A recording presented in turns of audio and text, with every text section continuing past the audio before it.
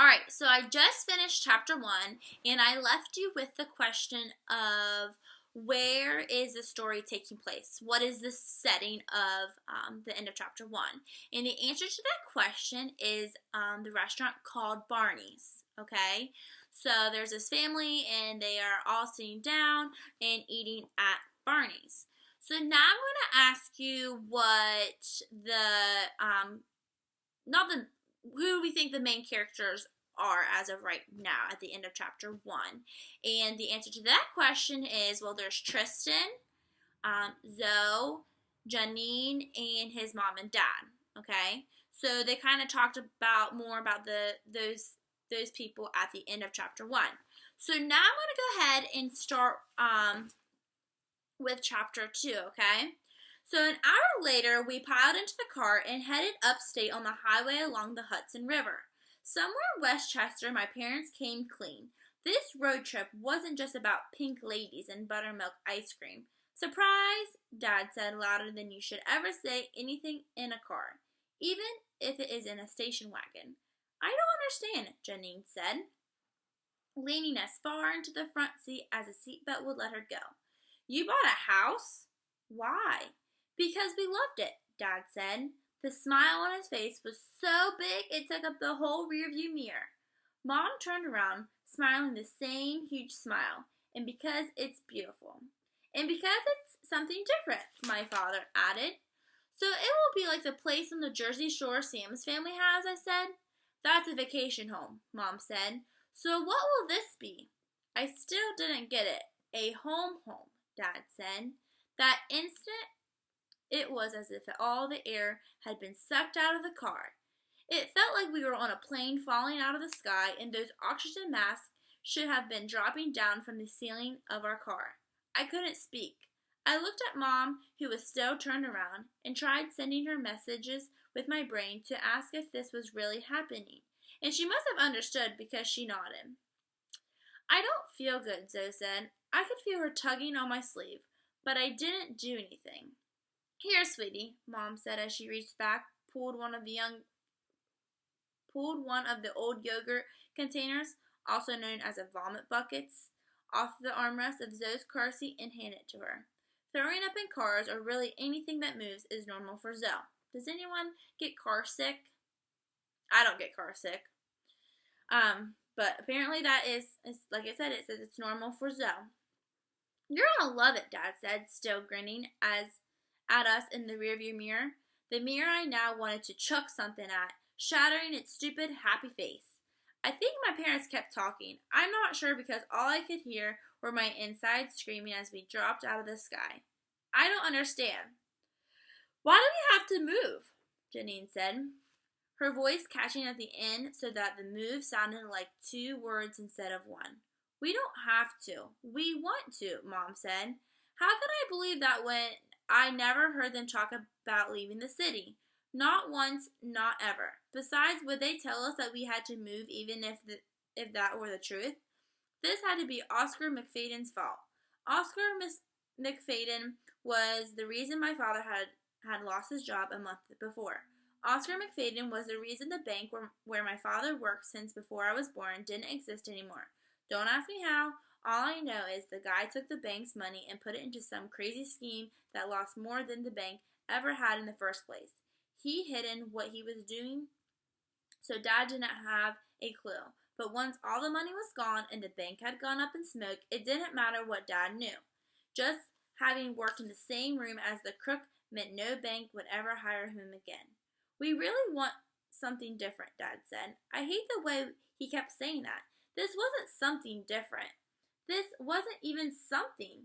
This was too big for something. It was everything. What if Dad still had this job at the bank? Would he still want everything different then? Look, Dad and I have lived in New York our whole lives. We know what that's like. We bought it. We thought it was time to try living somewhere else new, Mom said. Once you guys see the place, I'm telling you, you'll get it. And Tris, just wait. The land is so beautiful, you're going to love it, Dad said. You think I'm going to love the dirt and the grass and the trees, I said. Yes, Tris, he said, pointing at himself in the mirror. What was he talking about? I wasn't a nature kid. I knew those kids. They were the ones always digging in the dirt looking for worms at the playground when we were little. And now they went to sleepaway camps where the toilet was just a hole in the ground. Wait till you see the pond, Dad went on, all excited like he was talking about a wicked roller coaster in a not a large hole filled with water. You can swim in it in summer and skate on it in winter. I don't know how to skate, Zoe said, the words echoing out of her vomit bucket. We'll teach you, Mom said. I hate skating, I said. Why? Dad said. You just go in circles. It's boring. Not a pond. On a pond you can go anywhere, he said. No, you can't. You're still skating in circles. They're just bigger circles. But we could fall through the ice, Janine said, suddenly panicked. Zoe can't even swim. She'll drown. I swim, Zoe said, with the water wings. Are you going to ice skate in your water wings? Janine said. Can I, Mommy? Look, nobody needs water wings for skating because nobody's falling through the ice. Got it? Said my mother, all serious now. She clearly wanted us to drop the whole subject. How do you know? I said, glaring at her. I didn't care what she wanted. I might never care what either of my parents wanted ever again, and I didn't care about ice skating on the stupid pond either, but I couldn't win an argument about moving. Have you thought about any of this at all? Janine shouted as she burst into tears. Why is Janine crying? Zoe said, peeking up from the vomit bucket. She still hadn't fully understood what was happening.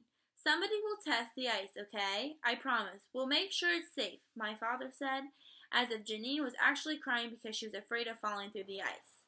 Like who? Professional ice skaters, I said, trying to force my face into a smirk and failing because smirking is impossible when you're dropping out of the sky. So it seems like Tristan, Joe, and Janine is not very happy about the move. But Mom and Dad seems like the kids will like it. But change is never easy, so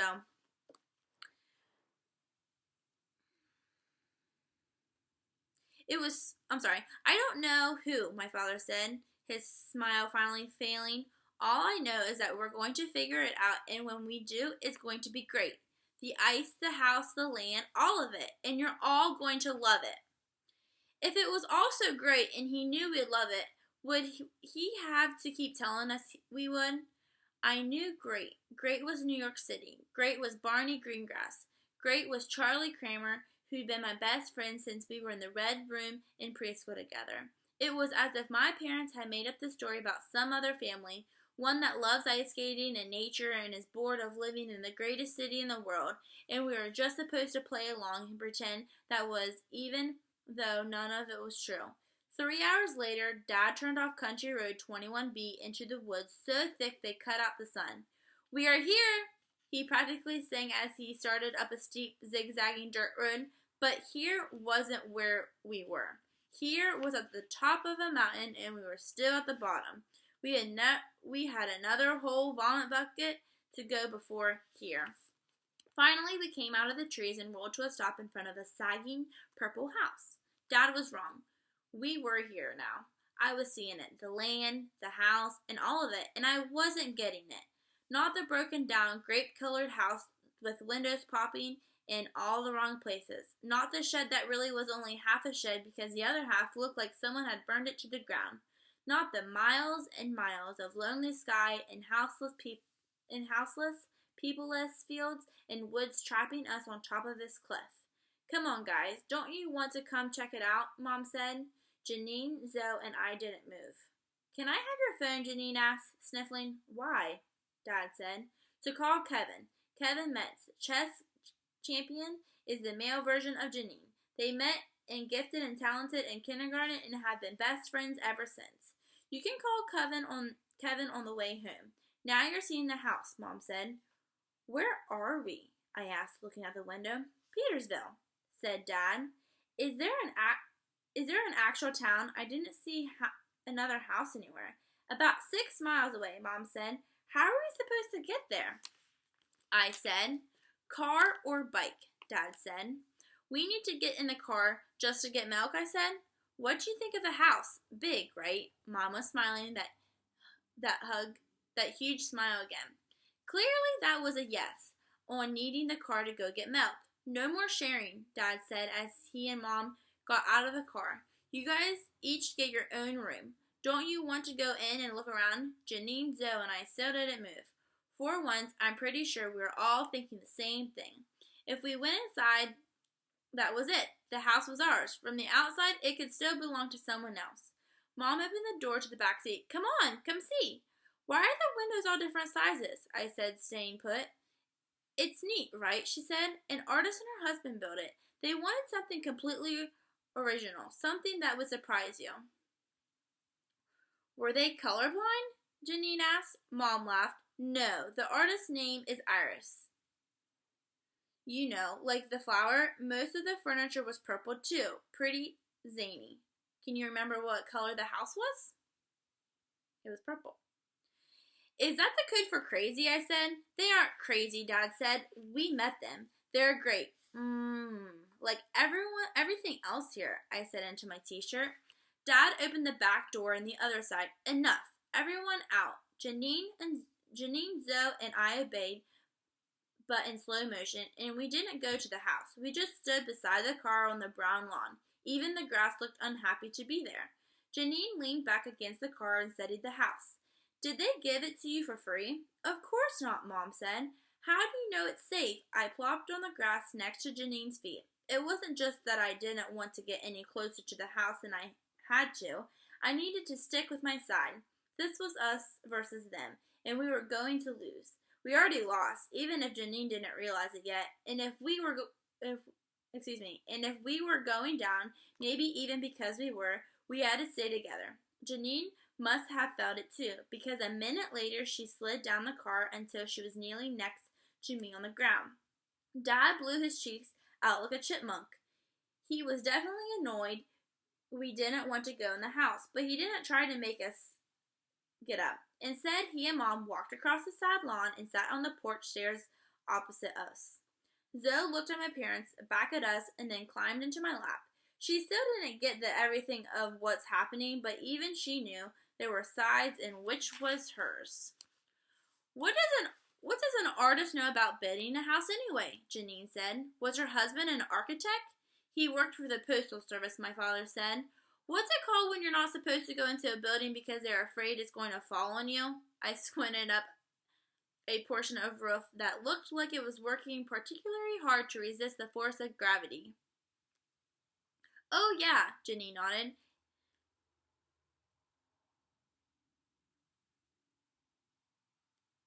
It's completely safe. It just needs some work. It will be fun. I don't understand, I said. Neither of you knows anything about fixing up things. I guess the parents in the made-up family we were pretending to be were also really handy. We're smart. We'll figure it out, Dad said. You couldn't even put together a toddler bed, I reminded him, and that came with an instruction manual and pictures. You didn't even need to know how to read. Fair point, he said, but I think I learned a lot from that experience. And how are you going to have time to fix up the house and do a job? I said. Easy. I'm not going to get another job. How's that going to work? I asked. Mom hadn't cooked at a restaurant since I was born, and I was pretty sure we couldn't live on what she made catering a few parties every month. Yeah, don't you eventually need a job that pays you? Janine said. We have savings, plus things are a lot less expensive out here, and your mom is going to start a business, so I'll help with that. Tell them, Kira. I'm going to open a restaurant, Mom said, smiling her biggest smile, the one that goes all the way to the crooked tooth that she doesn't like to let people see. China Palace? Zoe said, jumping up. I don't think so, Zoe. I'm not going to serve Chinese food, but I love Chinese food. I know, but I'm going to make food I like to cook. It will actually be the first restaurant in Petersville. Isn't that exciting? There are no restaurants. How does it even qualify as a town? I asked. Do any of you guys live in a town that doesn't have a restaurant? Think about that. Of course it's a town, she said, but think how amazing it will be to open a restaurant in a place where there aren't any others. That wasn't what I was thinking. What I was thinking was, what was wrong with the people who lived here that it had never occurred to anyone to open a restaurant? We never did go inside that day. We just sat on the ground till my parents gave up and told us to get back in the car. So I guess we won. Us won, them everything else. Okay, so that's the end of chapter 2. So I want you guys to think about of a time where your parents was on the opposite side of what you wanted to do, okay? So we have this family, and they live in New York City, and they're moving to a town called Petersville, and the kids are not very excited to move away from their school and their friends and New York City, so this is all going to be new to them.